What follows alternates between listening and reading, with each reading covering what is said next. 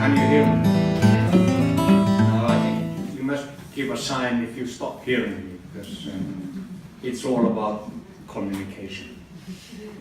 And you will also find that I have a lot of text on my slides. And that's because, that's contrary to all the advice you're giving. But that's because I'm not presenting in my own language to people whose own language is not English. So that's why I try to have as much as I want to say written on the screen. All right? That's an excuse. Now, I'm very pleased to be here, and as Joseph said, implicitly, we talk a similar language. We have a similar language about education. A language I appreciate very much, and that's why I like being here among people who share similar ideas. And now I want to make sure that I'm actually in a setting, in the correct setting, if you like. At the Pestalozzi program,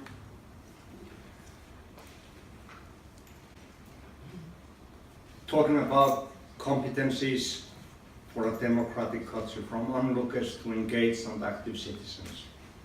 And you will find as I go on with my presentation that I am very preoccupied with language. And so I want to stop and say, what are we talking about? I'm sure that we are talking about the same issues. And we tend to use the same language quite often, but still have different meanings.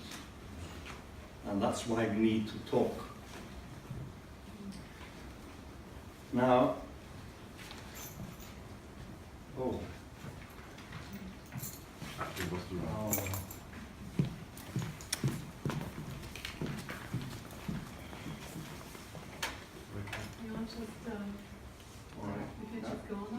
I pressed the wrong button. I often do. Myself, as Joseph said, I've been in education all my professional life. For many years I was involved in teacher education, teacher training. As you mentioned, I prefer teacher education for upper secondary teachers, but in the last 5 or 8 years I've been dealing with teacher education for all levels, preschool, and primary school and upper secondary, lower secondary, upper secondary, and in fact higher education as well. And as you have said, this is probably my last presentation as a professor of education. Next week I will be emeritus and I'm being thrown out. So it's about the contribution of education to a democratic culture, and I will make the point repeatedly. I want to go slowly in my thinking. It's what then education actually contributes to this. And then the question is, what does this mean and what should we focus on? And an important point of departure in the presentation is that democratic culture is, or should be, a major characteristic of both our societies and of education. And you must understand this is my point of departure, if you like. But as I say, what does this mean, and how do we as individual teachers or as partners in a system of education ensure its presence? And you are actually using, and notice I'm not using the word spending, using a whole week to develop your own ideas on this issue. As an introduction, I have a preamble in 4 parts. The participating group, and I like the word participants. You're participating as a group, and as Claudia explained, from 38 different countries, and you must also be very conscious of that. You come from very different cultures, but even in a homogeneous country like Iceland, we have different cultures. So there are everywhere different cultures, because we are different individuals with different ideas. Recently, I'm always wondering, when I'm standing here, and I take this very seriously, what is my role?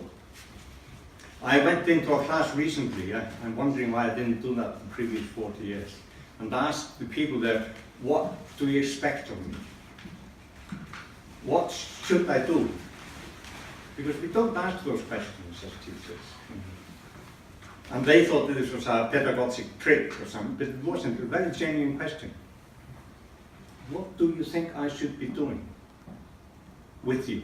And what should you be doing while you're listening to me or talking to me? And I feel we should spend more time actually discussing this. And then, in some sense, all of what I'm saying is about voices. Our voice. Student voices. You know, what do we expect our students? Do we expect them to have a voice? Teachers' voices. And your voices. I mean, what is happening here during the course, of course, is you're developing your voices about a certain issue. An issue you know a lot about, but you need still to develop those voices. And in fact, my voice, I mean, what is expected of me? And I spent a lot of time actually thinking about it. What do Joseph, Pascal, and the other people here expect me to do? And this is, to me, very important. And there are important questions.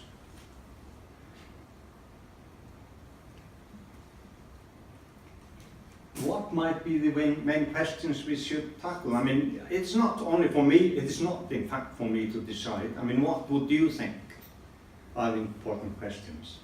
I mean, I've been spending a lot of time actually thinking about that. For the conceptual issues, of course, it's the meaning of democracy. I mean, what does the term mean to us and how do we want to tackle it? And obviously, we had to spend some time on this. And how does it relate to education? And for the implementation challenges, how do we do it? What do we teach and how do we teach?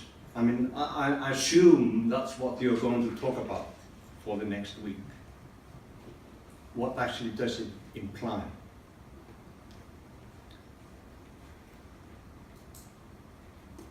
And what might the conceptual questions be that we should tackle? What are we talking about? And I'm going to talk about that briefly. Also, why is it so important to talk about democracy and education? And I will only briefly mention that, but of course that's the reason we must actually get to the bottom of this in some sense. Why is it so important that we talk about democracy and what education should contribute to that? And what are the related questions? That's another important discussion. When you start looking at the literature on this issue, there are so many important questions, and in fact, I will give you my notes, but I have a reference to one article 10 years old about, you know, issues like, I remember one of them, you know, are women more democratic than men, for instance? You know, I'm not going to touch on any of these, but there are a lot of those kinds of questions all around, a lot of questions that are important. And what are the implementation issues? How do we do it? And I will emphasize that. I mean, what should we do? Not in details, but what kind of setting there should be. And are we allowed to do it? To me, that's a very important question. It's allowed, you know, it's inverted commas. Does the system allow it? Does it have all kinds of tests that actually demand that you spend time on something else than this? Are people happy that we are actually talking about democracy? I mean, in my own country, people say, I think you're spending too much time on values. You know, it's facts that we are interested in. Education should be about facts, where I think actually we should be moving more and more to values. So the question is, are we, you know, in some sense allowed to talk about the necessity of democracy? And then what we are talking about, what does it mean? And this is, of course, all important. What does democratic mean? I'm trying to explain. I'll go into some of the details, but I think, you know, in a whole week, you will hardly get sort of scratch the surface of what it actually means. So on the ideas of democracy or democratic culture, what is it that we want to foster? And there are many different discourses. There's the political science discourse, systems of government, what are democratic systems, and some people feel that's the whole issue, is what kind of democracy, is there a democracy in each of our countries, and how is it actually implemented? And a lot of people want to spend the time on that. That's obviously quite important, on governance, on participation. People are wondering, in some countries there's a 98% participation in democracy. In other countries, like in the recent French elections, less than, or about 40%. Is it better to have 98% than 42%? Those kind of issues come up. It sounds better to have 98%, but I'm not sure it always is. So it's a question of governance. Some people want to stay there, but there's also the educational discourse, which is about deliberation, about equality, about communication, about competencies, like in the title of the summer school. So we have to decide, where in the spectrum we want to place ourselves, and in fact we have to stay with the whole spectrum, I think. But I think here we will more concentrate on the educational discourse than the political scientific discourse, even though both are important. I will come back to that. So, and then, only briefly on the systemic democracy we want to foster. And we have many different ideas or models of democracy. And if you go into the political scientific discourse, you get a whole lot of ideas that most of you know about sort of crudely or off the surface. And that's another thing that I'm quite used to, in fact. I'm quite often, or most of the time I think, talk to people who know more about issues than I do, even though I have perhaps thought slightly differently about them. So I may be talking to people here who know much more about the political scientific discourse than I do. I just once mentioned briefly the one presentation about liberal Republican discourse theoretic models of democracy, proposed partly by Habermas in the 90s, 80s and 90s. The liberal democracy that was developed early, mainly to protect us as individuals. We set up a system of elections and government, in fact, in order to leave us alone, so we would be protected from dictatorship. So we just have elections and administration, and we just make sure that it doesn't do anything silly. But we don't do it very much more. And in many of our countries, we have a liberal democracy. So we are not active. And then there's the idea of the Republican democracy, which is happening, which is actually in place in some of our countries, where we are very active. There are a lot of groups that are actively deliberating and participating. In many parliaments, you have setups that when a law is being proposed, there is a lot of consultation that's going on. And that's what people call the Republican democracy, where you have more interaction. But then what Habermas calls the discourse theoretic models of democracy, where you have a lot of deliberation going on all the time. And the elections and decisions are just a minor issue, if you like, because the debate is the main thing. And that's what probably much nearer what we want to talk about when we talk about the educational relationship. It's the idea of deliberation, that's the main thing. But this is a simplified version. If you go into the literature, there are many more different models of democracy and all kinds of nuances that I'm not going into. I'm not going to stay there, but that would actually justify a long discussion. And I refer then to issues that come up. It's a nice. There was a series made, I think, a Canadian series about why democracy, and it's a YouTube series that you can access. It's actually quite interesting about many different issues of democratic debate. So then, of course, it's the question of why is democracy so important? And again, I'm not going to give you the answer to that, but I think that's still, we need to take that up. I mean, why are we so preoccupied with democracy? And I mean, I'm not going, I mean, there's so many interesting avenues you can take. I mean, are democratically elected leaders better than non-democratically elected leaders? And I think one example that's taken up are some of the leaders we have had in Europe that have been democratically elected, or in the US, if you like. And then you have somebody who's not, like Dalai Lama, you know, which is the better option. And those, I mean, those kind of avenues you can take. But there's some of the reasons we have. It's an inbuilt safety value that a lot of people are preoccupied with. Representative government is expedient, it's simple, he sets it up. Somebody is a division of labor, if you like.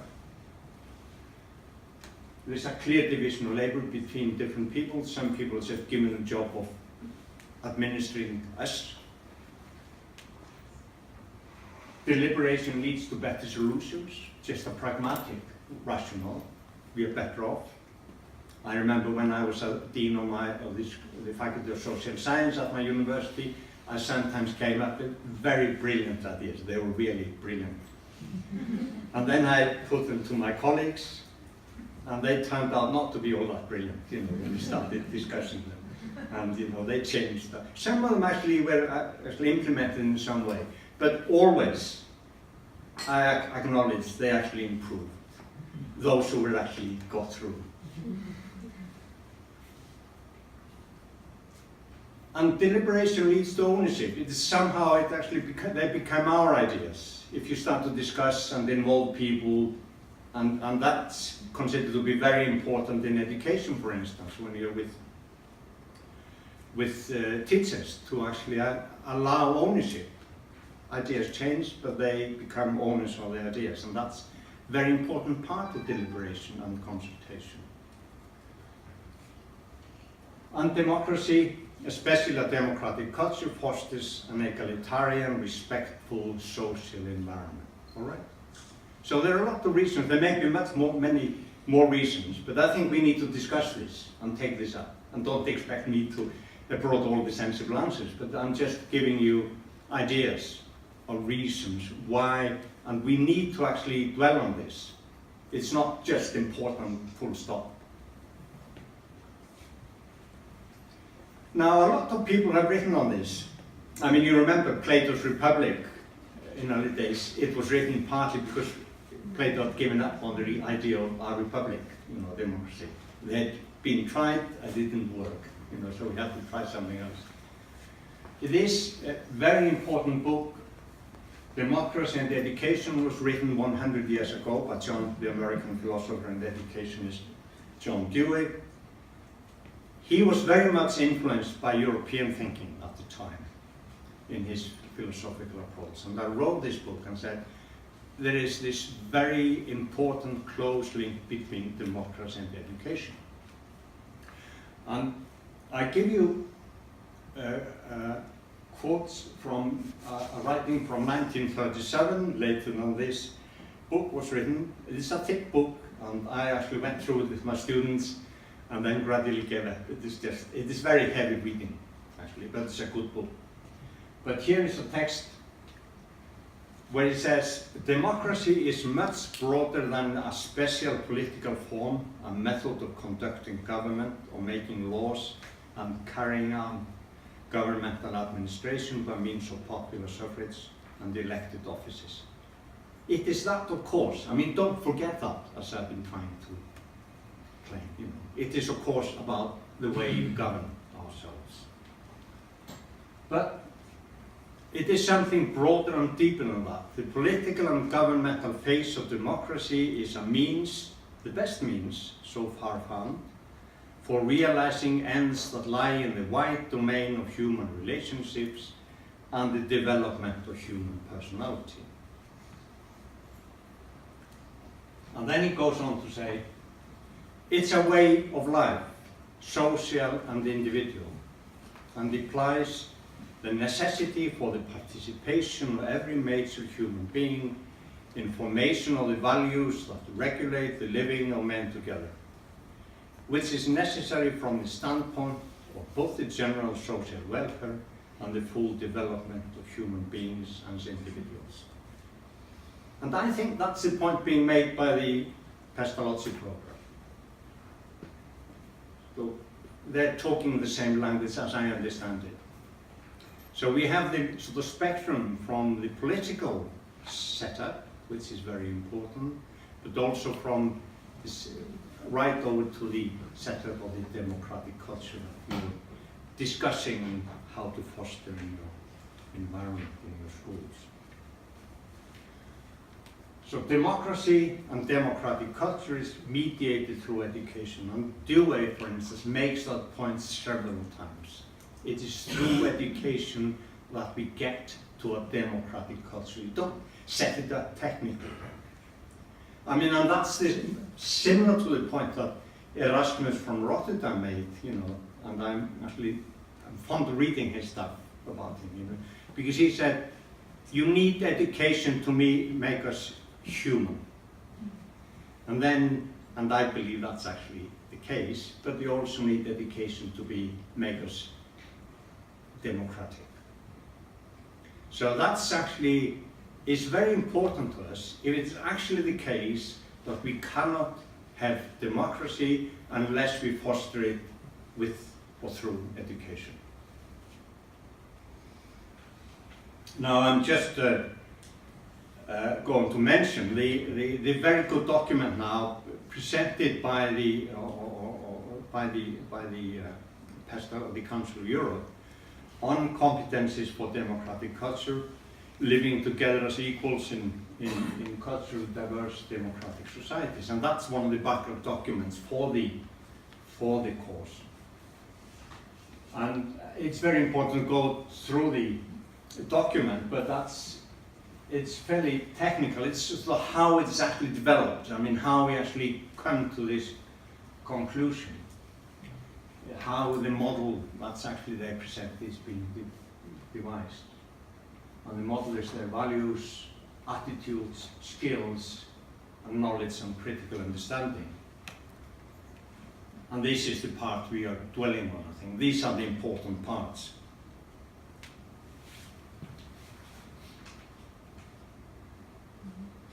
These four. So I mean, and you also mentioned this. So the Council of Europe has long been active in the fields of education, democratic citizenship, and intercultural dialogue. I'm just presenting this just to sort of connect the two. I mean, we're talking about democratic citizenship and the intercultural dialogue. I mean, that's actually what now you can get to this the breadth of the approach of the Pestalozzi program. And it says in the document the competencies which citizens are required to participate effectively in a culture of democracy. So now you have their ideas of the group. It's a big group of people, even though it's led by people. Pascal was very much involved in this. And it says in section 1,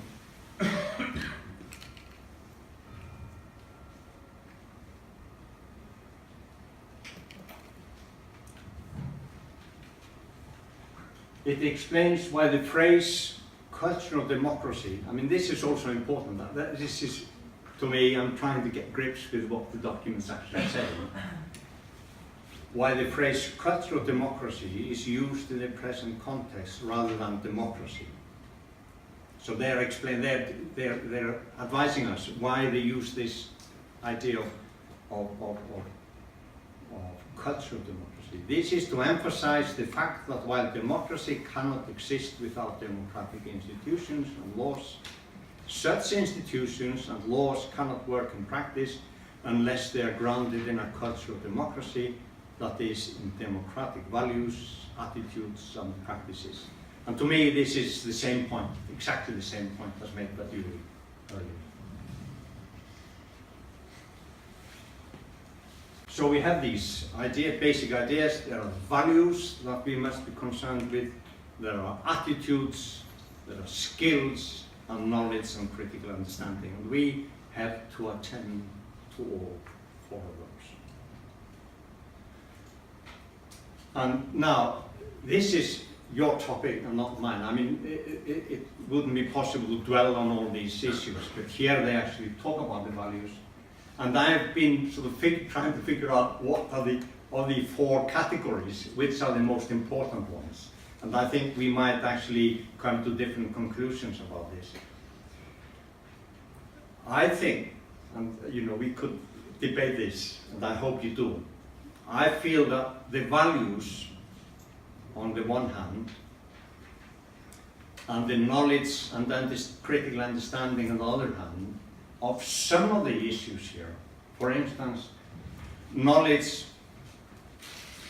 and critical understanding of the world, of politics, law, human rights, cultures, religions. These are all quite important, but they are so wide. And we must actually contain ourselves.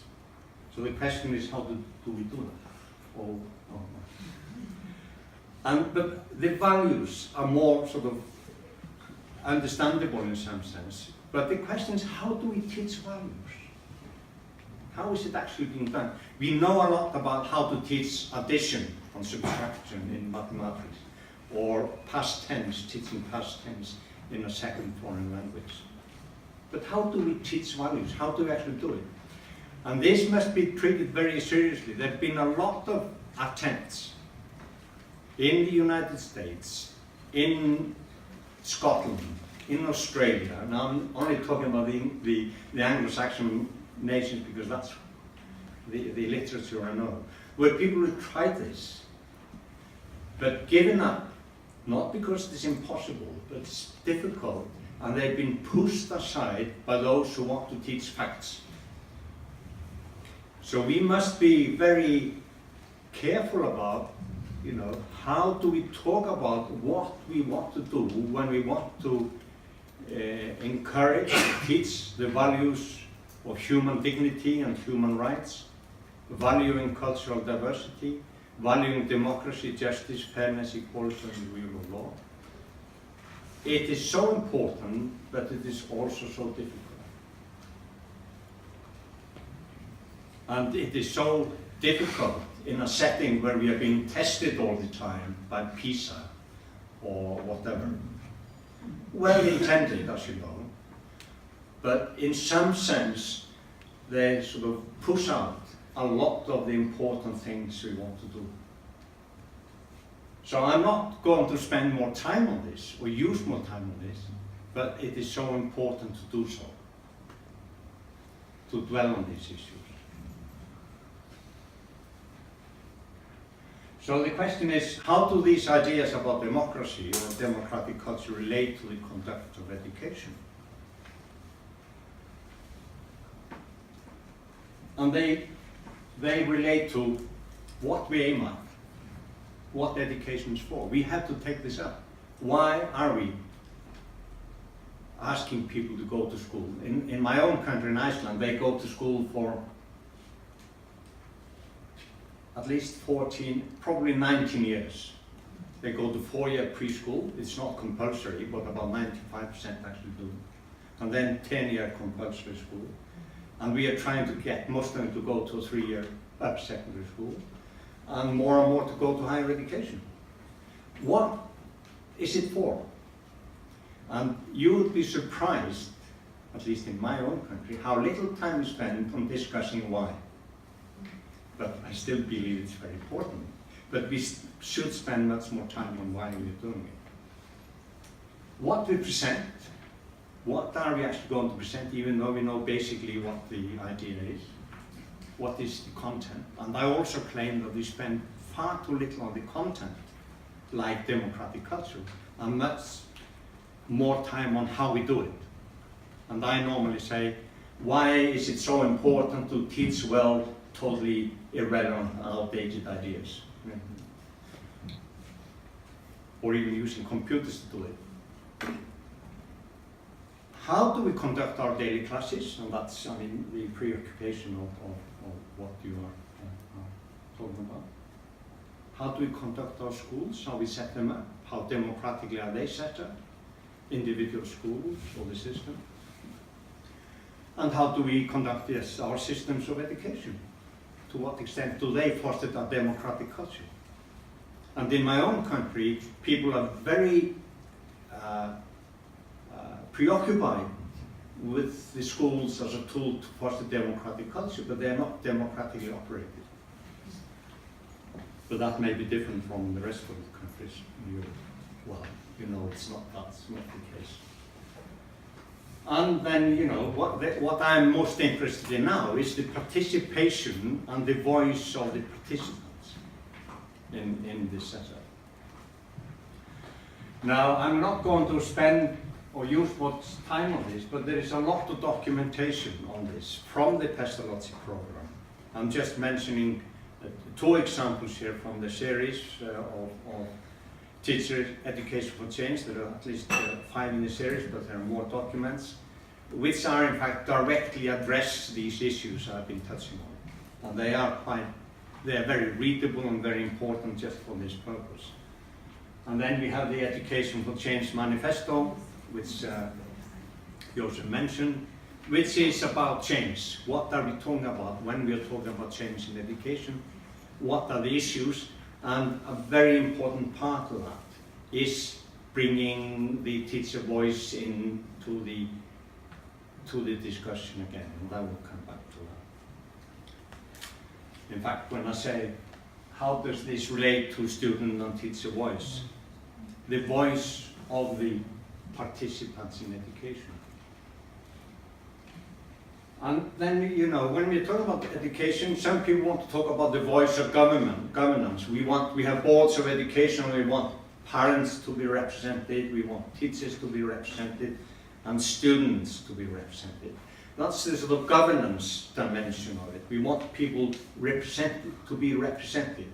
And I think that may be quite important, but to me, like in the sort of general discussion about democracy, it is in fact more important to get everybody as a participant in the deliberation of the issues. So I don't want to be negative to that, and it's very important when we get the representation in, but don't dwell on that. And I'm saying this because in my own country again, people are quite preoccupied with that part of the equation. I think they're doing extremely well when they bring the students into the board. They have a day of student discussion once a year, which is very good, but that's only once a year. And they can decide when to have the next exam, you know, when we should have it on Monday or Friday. You know. Those are literally the discussions we have. That's the governance voice. But there is also the educational voice. That of the students. You know, how do we actually bring the students in to the deliberation of education? And that of teachers. And those are the 2 major participants, if you like, of education. Of course, they should be there at the center of the discussion about what we're doing. But then people say, well, we have a representative which we have elected and they should decide. And that's how we conduct education in most of our countries, I think. And when you know some of these people, you have some doubts, you know, they are the best ones to decide. So the students. I briefly want to mention, this is an aside, if you like, the terms we use. We talk about our students, our pupils, our class of 30, and more as I get sort of slightly older, I have more problems with these terms. Because what we are dealing with, like in here, I mean, you're all students of a summer school, but you are talked about as participants, and we talk about facilitators. To me, it is actually very important.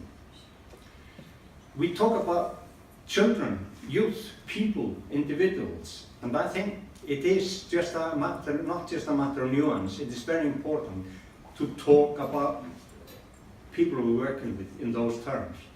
we are working with children and not students or pupils. When I was asked, when I was a Dean of Education, School of Education, I was asked, how many staff do you have? How many people are working at your institution? I said 2,000. 2,000. Yeah, I mean, students, we are working with our students. And why don't we treat them as co-workers? Neither in the way we operate or the way we talk. So I want to shift this. And I take it very, that's why I'm so happy the way you talk. It is because I know it's not just talk, it's actually the way you actually do things. So I want just to mention this.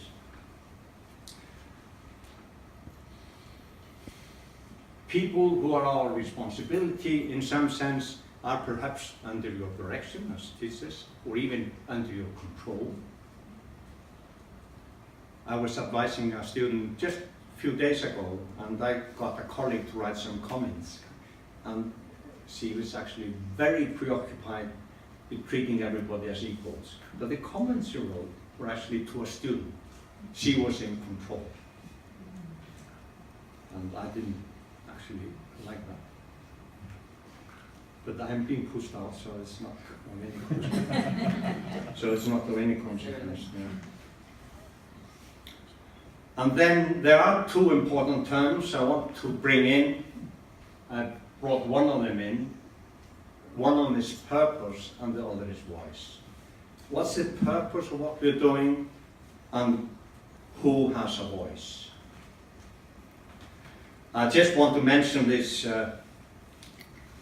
this book. I just recently came across it. It's actually quite old, it's 10 years old, but it's The Path to Purpose, but by an American, again, sort of elderly professor, William Damon. And Damon in this book urges us to make sure that the essence of school is to instill a sense of purpose. I mean, that actually fits quite well, the sense of purpose. The purpose to us is to foster a democratic culture. But he thinks it is so important that these students, the people there, have a sense of purpose of what's actually happening.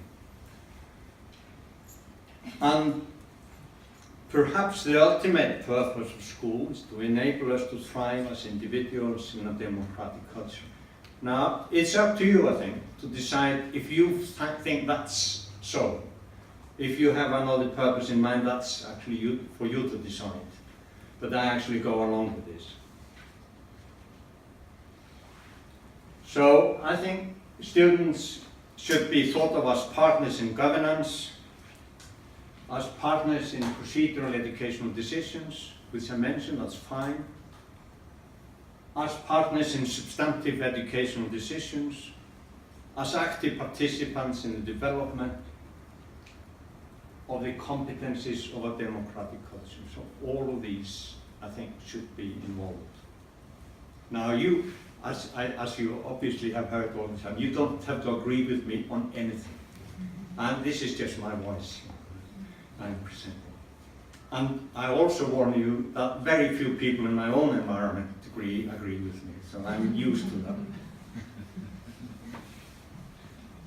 So there's a growing interest. I'm just impressing on you without going. Books on this: Student Voice, A Guide to Student Voice and School Governance, Student Voices on Equalities in European Higher Education. These are all quite recent books. Student Engagement Handbook, the Student Voice Handbook. I mean, these are our Anglo-Saxon books coming out, but that's just impressing on you. This is quite an activity in this sphere. And this one, Engaging with Student Voice in Research, Education, and Community. This is actually, I mentioned this because it's on the web, it's actually accessible. And this is just to make the point, there's a lot happening in the area of student voice. It's not about necessarily democratic culture, but a lot of them are actually talking about those things, bringing the students in to education. So then we come to this. What is perhaps the most important concept relating to educational practice? Important for teachers and students alike. And I've been thinking about, we talked about this yesterday, I've been thinking about this for 45 years, but people have been thinking about this before. And you know, the first revolt against traditional teaching came by this guy, you know, some time ago. And as you know, it was a revolt about the way teaching was actually conducted. It's the and his colleagues introduced the idea of the Socratic dialogue. I mean, Menon, I think, to me, is probably the most sort of, it's the best introduction as I have been using for my students. I mean, there's so many issues. In fact, for instance, it starts with the question of, can you teach virtue?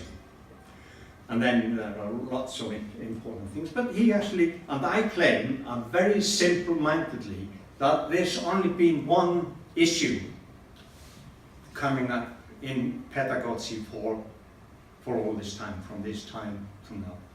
And that's about this important concept. And the concept is, just as a passing, this is a quote from him, I think. To find yourself, think for yourself. I think it's a nice one. But you know, there's a recent book from 2015 by Sherry Turkle, which I like her work, and which is talking about the same issue, exactly the same issue. Conversation. Reclaiming conversations, it says. And I take it, that's the basic idea of the Socratic dialogue. Is deliberate, disciplined conversation. She is not talking about education particularly, even though a chapter in her book is about education. But she is just saying, why don't we bring conversation into our world again? They're quite dramatic, actually, stories she's telling. This is a fascinating book to read. Reclaiming conversation. Sherry Turkle.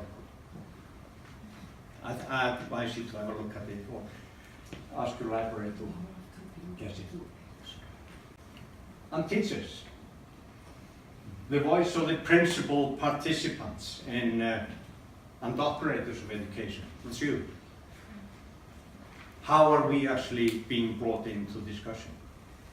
It's actually done by the Pestalozzi program, I think quite forcefully, even though it only reaches to, well, I think thousands of teachers, but there are millions. But I think it is so important to do. And it, actually, as Claudia mentioned, I mean, this setup here is actually to involve students all the time, teachers all the time. And they also should have a voice in governance.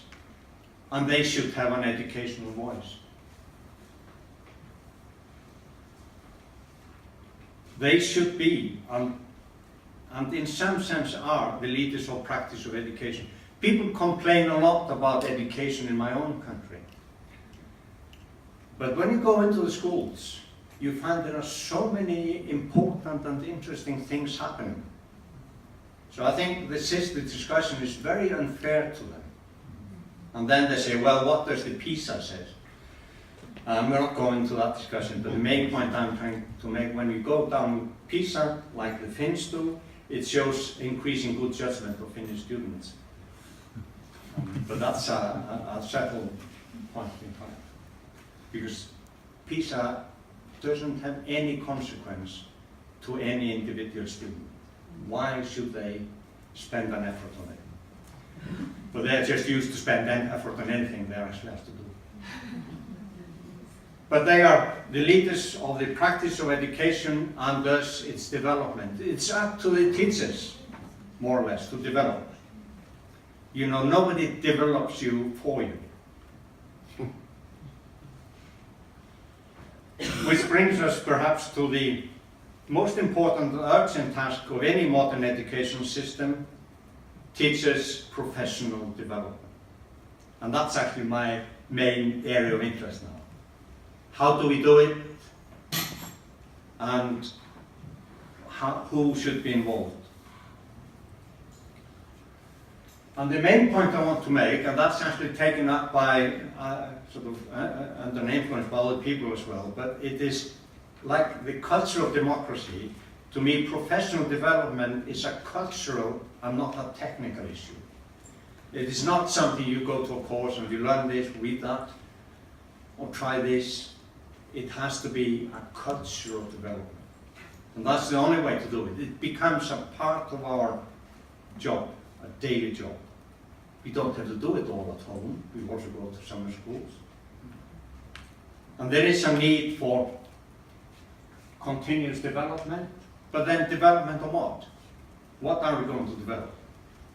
Our old practices, old stuff? Or, yes, partly, but partly new things. It's like the competencies for the students. It's knowledge, we want to have new knowledge, new values, new attitudes and skills as teachers. So it's quite important. I'm starting to realize it's exactly the same discussion that holds for teachers as holds for students. It is in fact no different. I recently heard a comment saying, it's from Scotland, saying teachers don't like to be told what to do. They don't want it to be done to them. But who wants that? Nobody. We want to be participants in the development.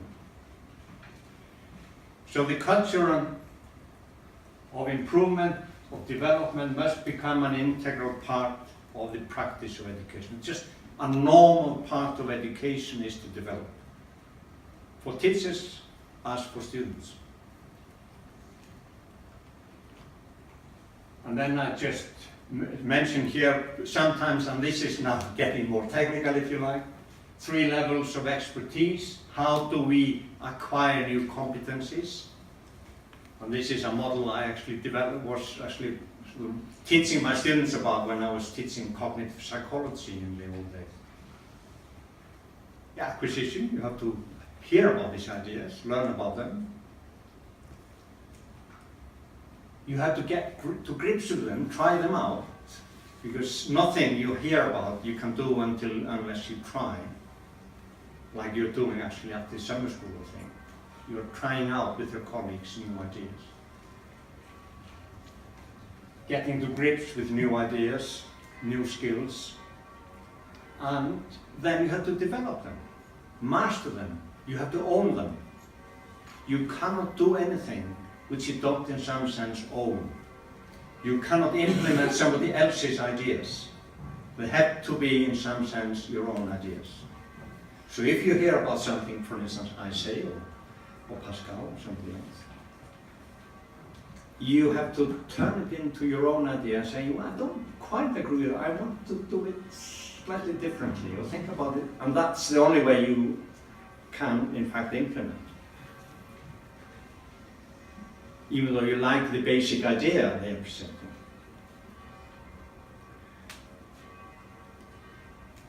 Just very quickly, and as I comment on how quickly or slowly things, I will go through this very quickly. It's an aside.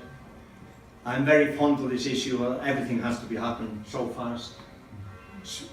We have a speed reading courses, and in the old days, I was sort of, my expertise, my PhD was on reading.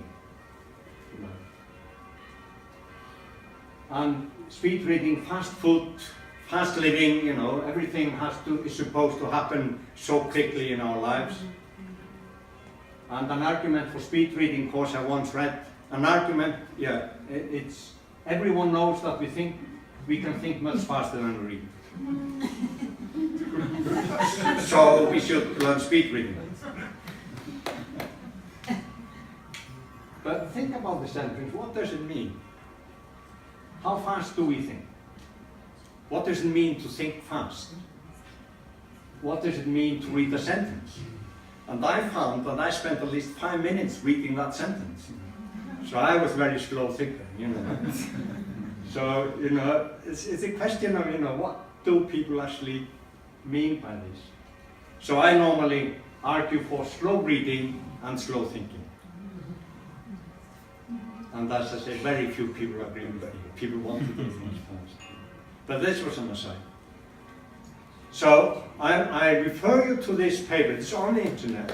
It's actually a reflection on a large Canadian study on professional development. You know, what people want and what they do. And then they get these people, Michael Fullan and Andy Hargreaves, which are very prolific in the professional development literature, and they are actually making the same point in different ways. They write books about it, but the main point is the title of this piece, which is on the internet. It is not very long, and I think it is very good.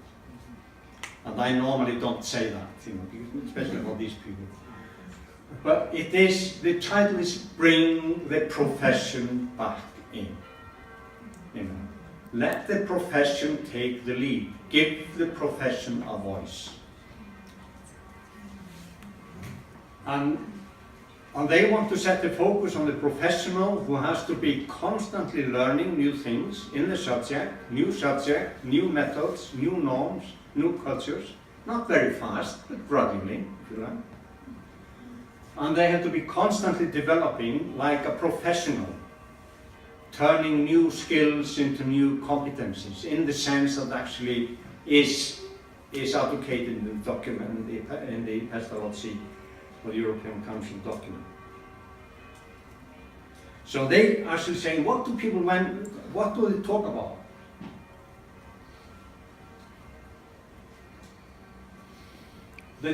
People talk about professional learning, but it's not the same as professional development.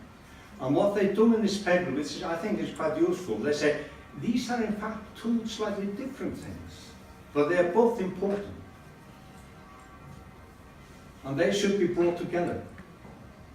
And we should think about professional learning and development. And this is one of the important things about this paper, I think.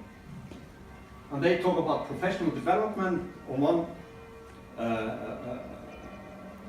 one level, and then professional learning on the other, and they set up a schema which you may like or not like, but I think it's important for sort of analytic purposes. They talk about those who are very low on professional development and low on professional learning as ineffective engineers, and this is actually referring to the innocent people who are not very effective. And then they talk about caring craftspeople who are always developing but not learning very much new. And then they talk about the eggheads and sociopaths, which are always learning something new but not developing. And then the people who are here, you know, us. Moral nature professionals, you know. And that's what they want us to be. But I find missing, you know, I don't want to be critical of anybody, but I'm actually quite critical of these people some more time, even though I like this piece. I feel they still lack vision about education. In fact, it's a bit unfair, but I think they may actually make more of it. And this is actually just a piece from the paper, and just to make sure that I actually got it right. And this is a site as well from myself. We have to be developing and moving all the time, but it's not easy.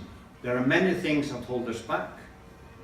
Fortunately, in some cases, we don't want all the developments and actually pushed at us. But I've written a piece on this recently, which I call Educational Change, Inertia and Potential Futures. Why is it difficult to change the content of education? So I sort of go through that and sort of mention all the, all the tests that we have to use, and on the parents who want education for the future as long as we don't change anything, and so on. So the concluding remarks are, again, back to this, the contribution of education to a democratic culture.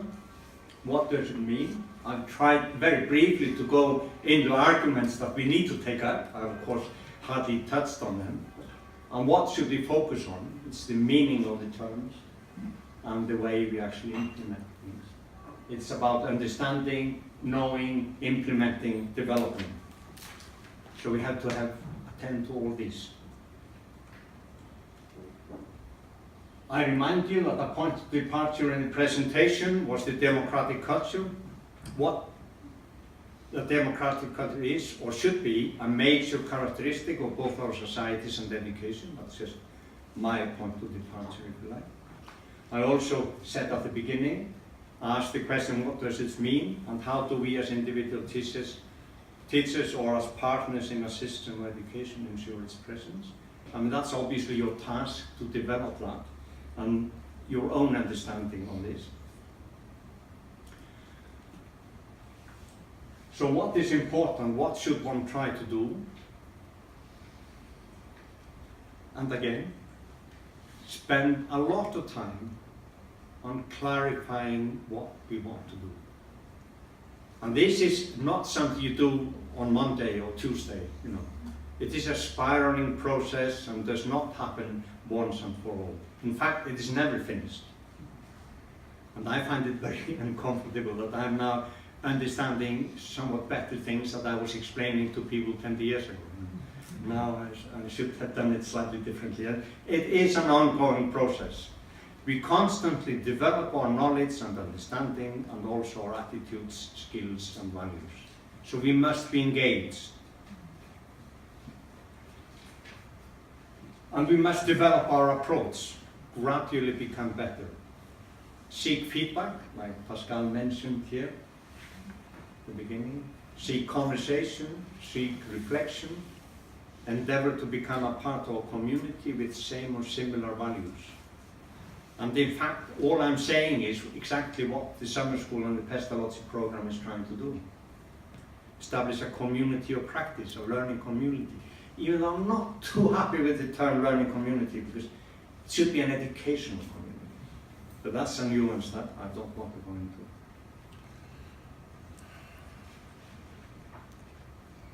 And make sure you are doing what you think is right. You may have to change your mind or develop, for instance in a summer school, but nobody can do this for you. I think St. Augustine said this, you know, some time ago. And you have to make it work at home, at your school, gradually. And thank you. Have a pleasant and fruitful day.